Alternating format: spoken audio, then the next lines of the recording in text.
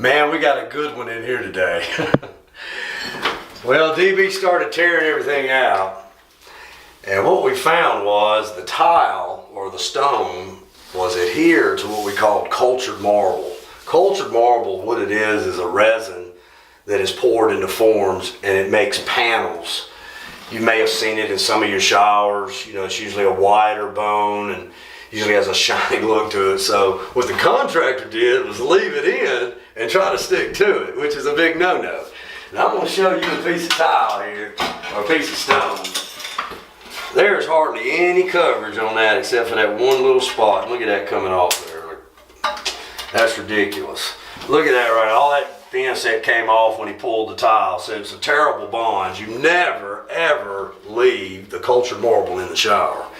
What we're going to do is take all of it out, the walls and the ceiling, and even the floor is attached to basically a cultured marble pan system. So that's all got to come out. We've covered that drain up right there, but we're putting a new drain system in. This thing's a mess. So DB's got, 2 or 3 more hours to get this stuff out. You got to be careful when you're taking it out, because when you cut it, if it breaks, it's like sharp glass on the edge. So you got to be really careful, especially the ceiling, because you probably want to stand outside the shower and bust a couple of holes in it and see if it'll just yank down when you're outside of the shower. So big no-no. There should be backer board behind the tile or a mortar bed or something beside cultured marble. We didn't expect this. Plus we had to take the whole seat out.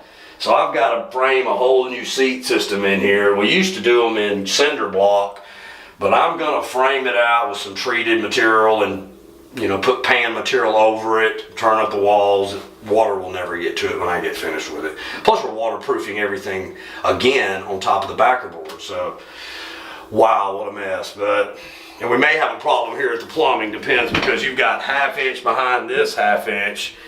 That's going to be our finished edge right here. So that plumbing may have to sit back some because it may be too far out, so we may have to move the plumbing back. So I hope not. But anyway, we're going to get to it and get this thing wrapped up so we can start doing some framing and some prep work tomorrow.